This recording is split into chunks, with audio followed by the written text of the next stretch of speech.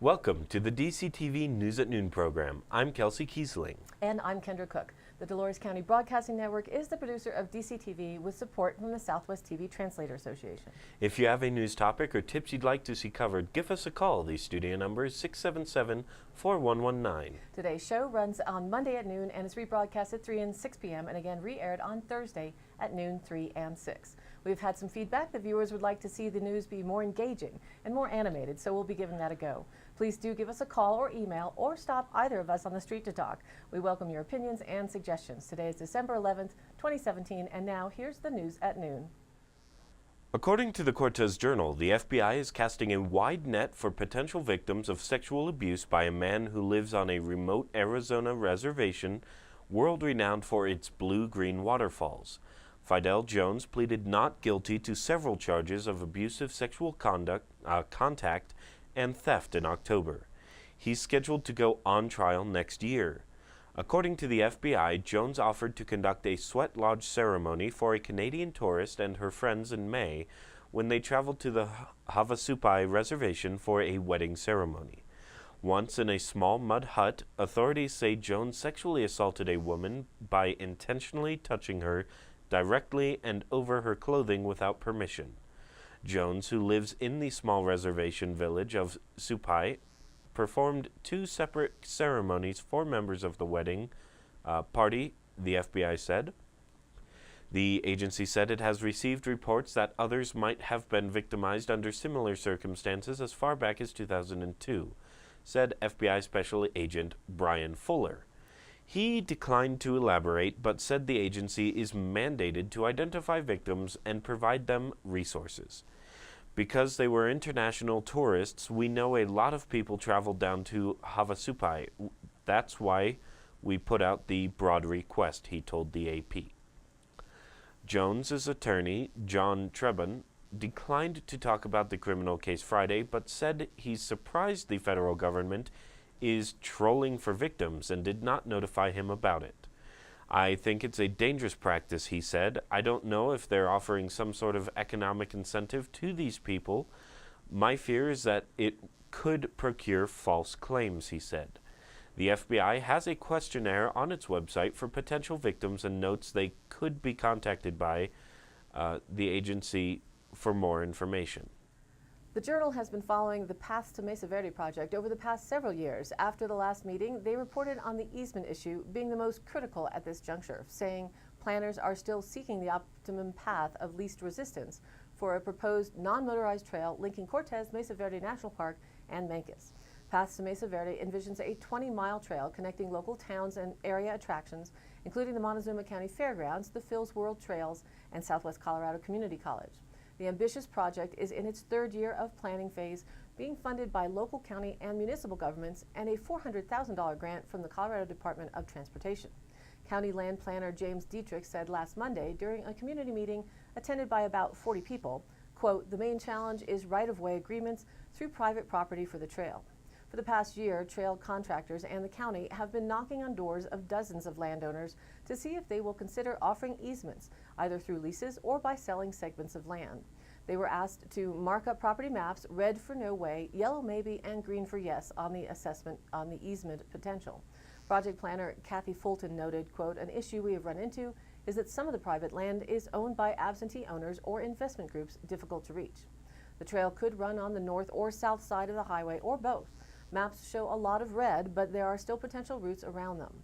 Public surveys show overwhelming support for the trail, and there is a strong preference for it to be through the countryside rather than along the U.S. Highway 160 shoulder. Planners have narrowed in on 4 possibilities for the trail based on topography and best opportunities to gain easements. One option shows the trail beginning at the Montezuma Cortez High School and connecting to the county fairgrounds. From there, it could cross the highway through a tunnel or elevated bridge to connect with Phil's World. Surface crossings of the highway are not being considered. Pending successful easements, it could continue to the community college. If needed, it may cross over Highway 160 via the Mesa Verde National Park overpass. An audience member said there is concern about liability to property owners if a trail user has an accident or wanders off the trail and is injured. Trail planner Anthony Pratt of Loris and Associates said Colorado has strong recreation laws that protect property owners from liability when trail users get in trouble on or off the trail. That had come about mainly due to the extent of skiing in Colorado. It was noted that some ranchers have expressed concerns about the trail having an impact on ranching operations, including dogs that may stray from the trail and harass livestock. Fencing, education, and signage has been shown effective in keeping recreationists and livestock separated in their other locations. Width and surface of the trail have been determined, and total costs have not yet been estimated. Horse enthusiasts urged that a trail parallel to the main one be considered specifically for horse travel. The next step in the process is obtaining additional funding for the trail through state and federal grants, negotiating easements, conducting federal and state environmental reviews, and trail design work, Dietrich said. He added, "We will begin applying for grants in 2018 and will be setting up a fund for private donations as well." In 2016, Paths to Mesa Verde was listed as a top priority for the state, which puts the project in a good position to be awarded grant funding. According to the Cortez Journal, a northwestern New Mexico high school where a deadly shooting occurred will remain closed until further notice. Authorities say 21-year-old William Atchison, a former student at Aztec High School, shot and killed 2 students at random Thursday before killing himself. School District Superintendent Kirk Carpenter says counseling services will be available Monday as Aztec High School staff members meet at another school for a family gathering and debriefing. The Daily Times in Farmington reports that Carpenter declined to comment on damage done to the building, but that he said it could be a while before students and staff can return to their classrooms. Other district schools will remain closed Monday but resume classes Tuesday. Authorities say Atchison, who disguised himself as a student, had carefully planned the attack. We get a lot more news coming out of our neighboring county, Montezuma, and that's why we need you, the viewer, to provide us with local stories or issues you'd like to see covered here. But meanwhile, it still is interesting to watch what's going on in Montezuma County. The Journal reported on the Montezuma County Clerk and Recorder's Office getting a visit from Colorado State Secretary of State Wayne Williams this past Friday. Williams visited the county during a tour of clerks' offices in the Southwest, a trip he said he tries to make once every 2 years. He used the time to discuss upcoming changes to the election process with County Clerk Kim Purcell. The next Montezuma County election will be held in April. In Dove Creek, there will also be an election next spring. Thinking of running for the mayoral position? You can contact the town office to find out more about the upcoming election process. Secretary of State Williams said part of his goal in the tour was to congratulate county clerks on the success of a recent, quote, risk-limiting audit conducted by county election offices statewide during the 2017 election. Designed to verify the accuracy of local election results, the procedure requires more people to check ballots in close election races, according to the Secretary of State website. Williams said Montezuma County had one of the closest election races in the state this year, which helped the audit's overall results. He also discussed some legislative changes that will affect next year's election. After the passage of Proposition 108 in 2016, unaffiliated voters in Colorado can participate in one of the major party primary elections without affiliating with that party. That's a pretty cool change to party line politics. That means that during the primary elections in 2018, unaffiliated voters will receive both a Republican and Democrat ballot, but they can only return one. Williams said it will be a challenge for clerks to enforce the new rules for the unaffiliated. Quote, if they vote both, then neither counts, he said. But you've got to review that and figure that out without finding out how that person voted. He said verifying unaffiliated ballots during the primaries will likely require more bipartisan election judges and more time, although the state hasn't issued an official verification policy just yet. In the meantime, Purcell said she hopes to avoid problems by getting as much early information out about the elections as possible.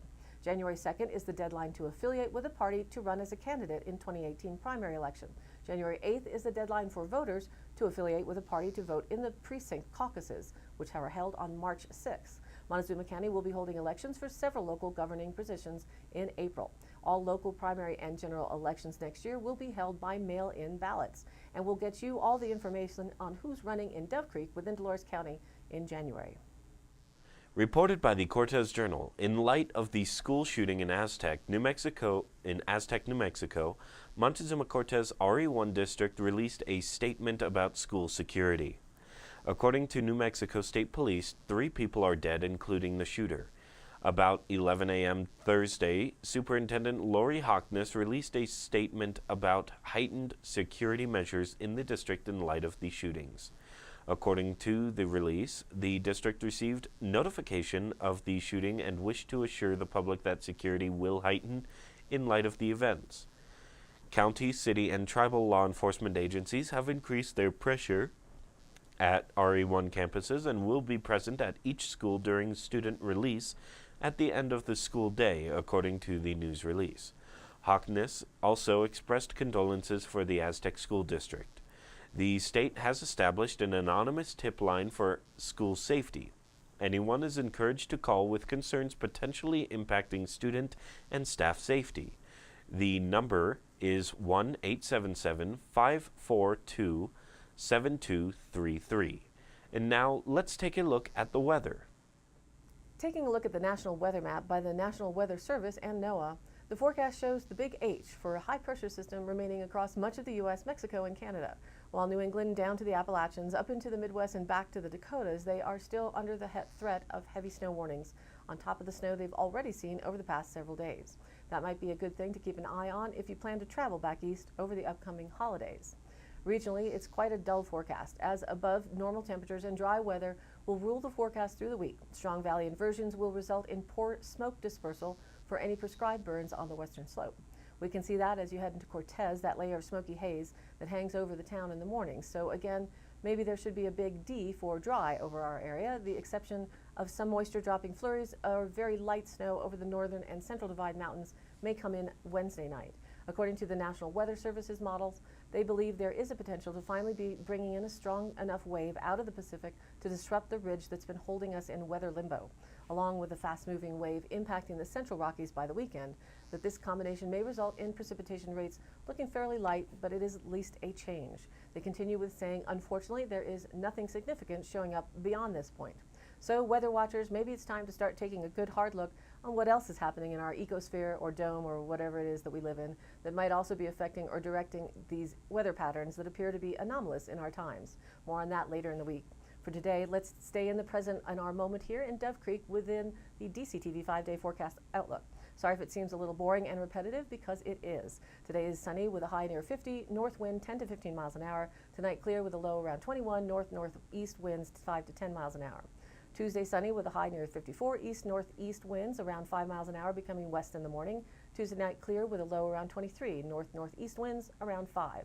Wednesday sunny with a high near 53, north-northwest winds 5 to 10 miles an hour, and Wednesday night mostly clear with a low around 24. Thursday again sunny with a high near 49, Thursday night mostly clear and a low down around 22, and Friday sunny with a high near 49, Friday night partly cloudy with a low around 23, and Saturday still looking mostly sunny with a high near 48, and Saturday night mostly clear with a low around 23. But as we see most of the time, the lows indicated may run about 5 degrees higher than we actually see out in Dolores County, and the high temperatures also tend to run a little bit lower than they actually occur with all the bright sunshine we have. So now let's get back to the news with Kelsey. According to the Cortez Journal, as soon as a rattlesnake sinks its fangs into a victim, the venom starts traveling through the bloodstream. Within seconds, people can experience pain, swelling, bleeding, and trouble breathing. It's a race against time to get to the hospital, the only place that readily offers anti-venom. The longer it takes to get treatment, the higher the odds of long-term injury or death. One University of Arizona doctor hopes to buy people more time before they get to the hospital. Professor Vance Nielsen, the vice chair for research in the Department of Anesthesiology at the College of Medicine, Tucson, said his research could help stall the spread of rattlesnake venom through the body. Nielsen is researching the potential for injecting a combination of carbon monoxide and iron in a rattlesnake bite area to slow the spread of venom. So far, he has made progress in rabbits, buying about an hour of time. The idea is not to replace antivenom, but extend the time patients have until they can get to the treatment. Nielsen's treatment creates blood clots that help slow the spread of venom by creating a barrier between the venom and the blood. Nielsen has tested it on rabbit blood, which coagulates similarly to humans.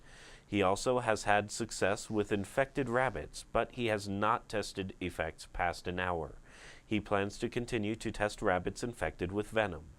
If that's successful, he plans to move on to human clinical trials. However, developing a drug requires funding and company sponsorship. He anticipates the need for about $500,000 in funding for trials.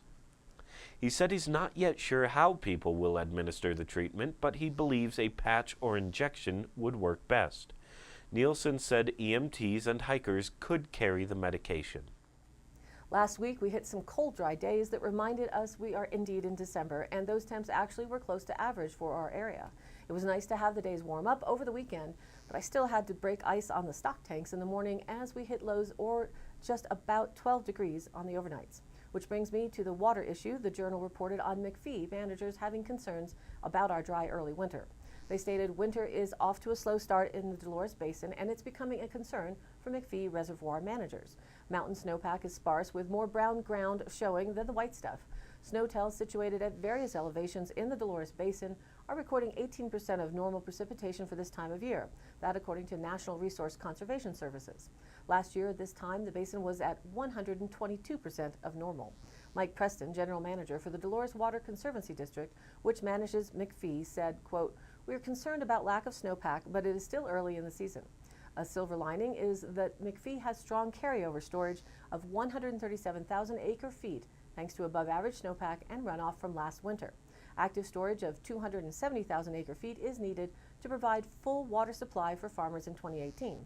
So, quote, we are already at half the supply needed," Preston said. Enough access water for a 2018 boating release below McPhee Dam would require at least an average winter snowpack. While full farmer supply is anticipated even with a below-average winter snowpack, a weak winter could create a lack of carryover at the end of the season, putting the 2019 season more at risk.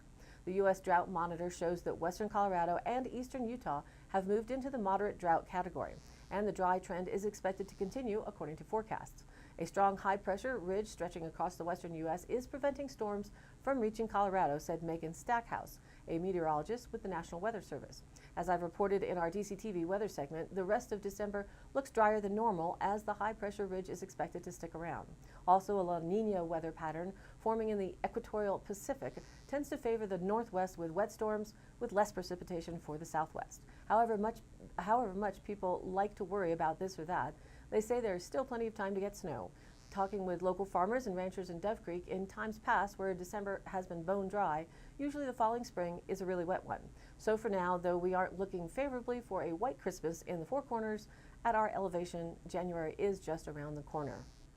According to the Cortez Journal, some winter enthusiasts across Colorado have taken to ski burning to appease Uller, the Norse god of snow and patron saint of skiers.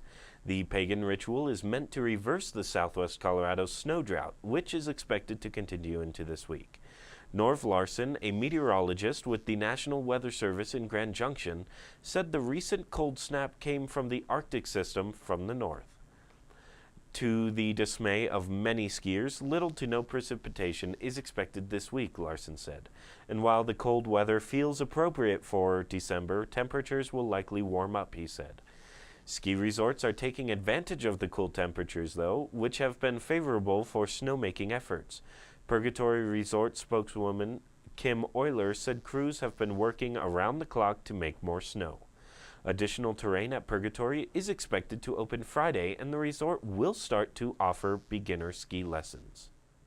So for a marijuana moment, today I read through an article in the Cannabis.co that addresses the tax issues surrounding dispensaries. There's a lot of legal issues surrounding the regulations, state and federally, as Colorado deals with the successful endeavors of managing medical and recreational marijuana retailers. This latest info comes out of Palisade, Colorado. The Cannabis reported, as marijuana tax reform efforts petered out on Capitol Hill, another endeavor is before the U.S. tax court to let state legal cannabis businesses take deductions and credits. The owners of a marijuana dispensary in Palisades, Colorado, claimed their income was unjustly taxed twice because of the Internal Revenue Service's application of Section 280E, a tax code that disallows credits and deductions from income generated by sales of controlled substances. Jesse and Dessa Logman, owners of Colorado Alternative Healthcare, recently filed a brief in the U.S. tax court challenging the IRS's determination of taxes owed for 2010, 11, and 12. Rachel Gillette, the Green Spoon Martyr PA attorney representing the Lofmans, told the Cannabis, quote, It's an example of some of the absurdity that results when you take a 1982 tax law that was passed not based on accounting principles, but based on the concept that drug dealers were bad and that public policy didn't allow regulated cannabis operations. In the November 17th petition, Gillette presented the Lofmans case. During the tax years of 2010, 11, and 12, Colorado Alternative Healthcare was classified for tax purposes under an S corporation, an entity that allows for income and the tax liability to flow through to shareholders, in this case the Lofmans. The Lofmans elected to classify their business as an S corporation, benefit of S corp. As an S corp, the business is required to classify officers' salary as reasonable wages, and when the Lofmans calculated their taxes, all of the income from the business flowed through on their wage income. The IRS made a determination to allocate the, quote, trafficking portion of the Lofmans' reasonable wages as an expense and disallow it as a deduction under Section 280E. As a result, the Lofmans claim the same income was taxed twice, once as wages and a second time as part of S corporation earnings. The latest petition comes just weeks after a U.S. tax court judge sided with the IRS on a 280E case brought by the former owners of Denver dispensary Total Health Concepts. Judge Kathleen Kerrigan, in an October 23rd opinion, wrote that Total Health Concepts owners did not meet the burden of proof for the case because they failed to provide business records or other evidence to support the deduction claims. Well, Gillette said she hopes her client's case could be a toe in the door in the broader discussion of how 280E can be applied to regulated cannabis businesses. 280E is merely a punitive effect to people who play by the rules, she said. If we win on this issue, it solves one small problem of a myriad of problems. In the broader picture, we continue to see how business people are running and operating these marijuana or cannabis-based stores effectively alongside other businesses within the community without problems on the local level. They continue to become an active participant in growing the tax base, creating jobs, and increasing the local economies without the feared negative consequences that some perceived would occur prior to the recreational legalization. It might be time for areas in Colorado that shied away from allowing regulated licensed cannabis businesses to consider the possibilities as a positive opportunity for future growth. And now for the Dolores County Sheriff's Roundup for the week of December 4th through the 10th. Dispatch has received a report of 2 semi-trucks unable to maintain their lane. An officer was unable to make contact and Colorado State Patrol was advised. A county resident reported a car versus deer accident on Highway 141. The call was relayed to Colorado State Patrol. A resident reported missing property that was possibly stolen from a storage unit at a residence. An officer took a report from a business manager regarding their receiving harassing text messages. The case is under investigation. While on school patrol, an officer assisted a motorist having vehicle trouble. The officer drove juveniles to school and then returned to assist the motorist.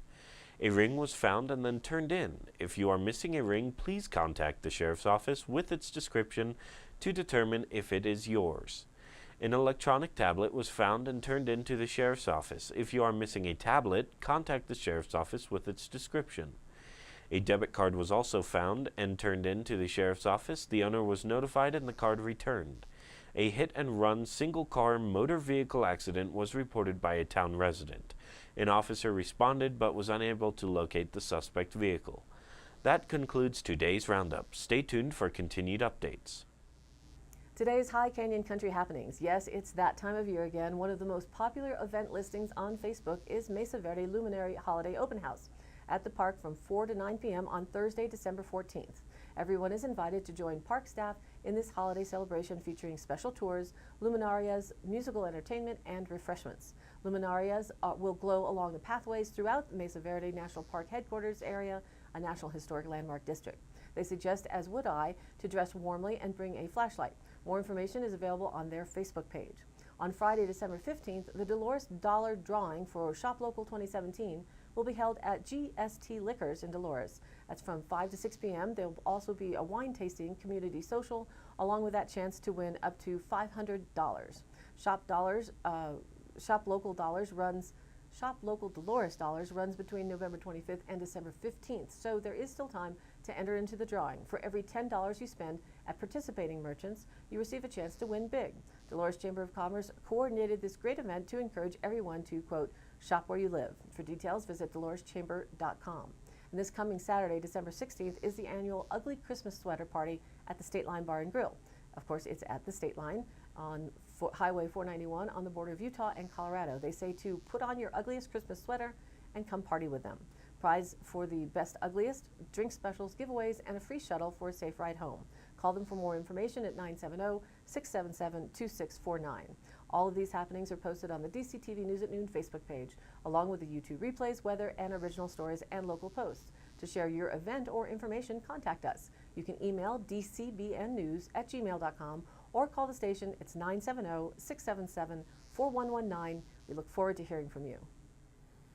Thanks for tuning in. News at Noon airs at noon Monday through Wednesday and then is rebroadcast at 3 and 6 p.m. and again re-aired Thursday, Friday, and Saturday in the same order at noon, 3 and 6. And be sure to check us out on Facebook. It's DCTV News at Noon. And if you're watching this through our YouTube channel or on Facebook and would like to find out about setting up an antenna to catch free TV stations and, of course, DCTV on channel 32.1, call or email us and we can connect you with an installer to find out how you can get set up.